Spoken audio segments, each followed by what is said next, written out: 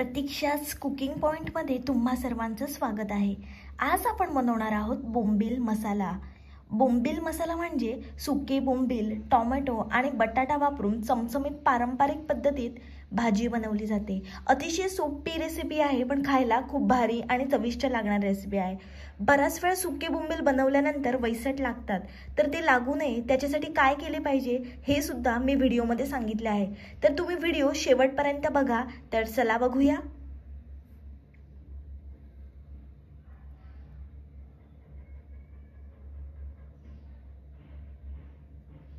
आपल्याला बोंबील 3 ते 4 वेळा स्वच्छ धुवून घ्यायचे आहेत आणि हे बोंबील धुताना आपल्याला चोळून धुवायचे आहेत, म्हणजे त्यांना वैसट वास येत नाही।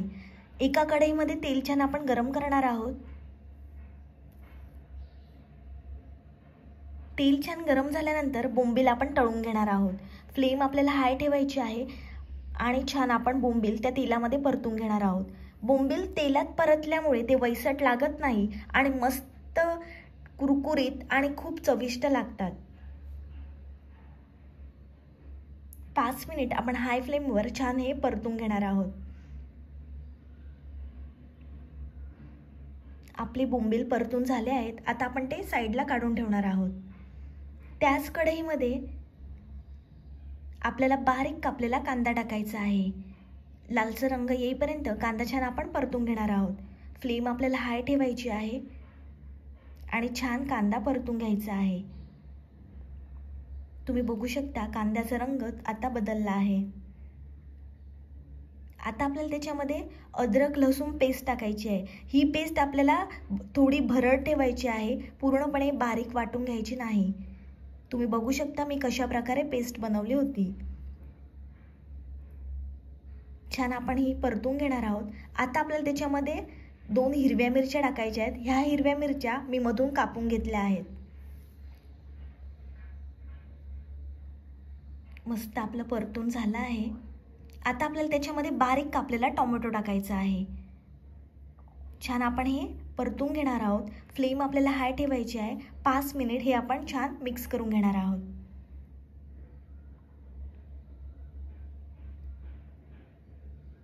मस्त आपल्याला टोमॅटो शिजवून घ्यायचा आहे। आता आपल्याला त्याच्यामध्ये बटाटे टाकायचे आहे। हे सुद्धा आपण छान मिक्स करून घेणार आहोत। हाय फ्लेमवर आपल्याला हे परतून घ्यायचं आहे। 5 मिनिटांसाठी झाकण ठेवणार आहोत आपण। 5 मिनिटांनंतर झाकण काढलं आहे। बऱ्यापैकी आपला बटाटा शिजला आहे। मस्त परतून घ्यायचं आहे आपल्याला। आता आपल्याला त्याच्यामध्ये 1 चमचा हळद टाकायची आहे, 2 चमचे घरगुती आगरी कोळी मसाला टाकायचा आहे आणि 2 चमचे लाल मिरची पावडर टाकायची आहे। चवीप्रमाणे मीठ टाकायचं आहे। छान एकजीव करून घेऊया आपण।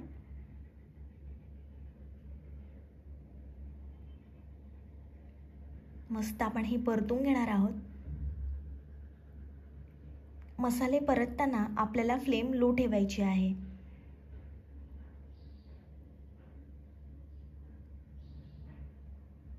आता आपल्याला त्याच्यामध्ये थोडंसं पाणी टाकायचं आहे। पुन्हा हे छान आपण मिक्स करून घेणार आहोत।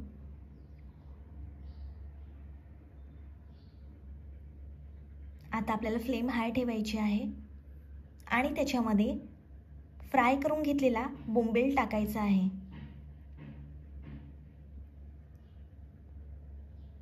मस्त आता आपण हे मिक्स करून घेणार आहोत। छान आपल्याला परतून घ्यायचं आहे। तुम्ही बघू शकता मस्त जबरदस्त कलर आला आहे बोंबील मसाल्याला। छान तेल सुटलं आहे भाजीला।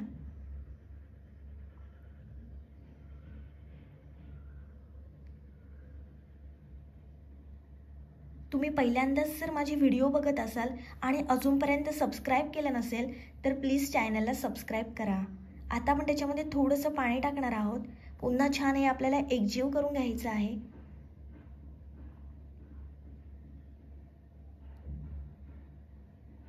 पाच मिनिटांसाठी झाकण ठेवायचं आहे। 5 मिनिटांनंतर झाकण काढलं आहे।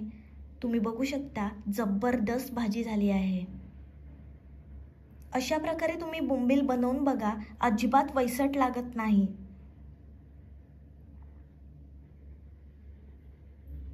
रंगावरून तुम्हाला समजतच असेल किती भारी झाला आहे बोंबील मसाला। आता आपण त्याच्यावर थोडीशी कोथिंबीर टाकणार आहोत। कोथिंबीर टाकल्यामुळे जबरदस्त चव येते।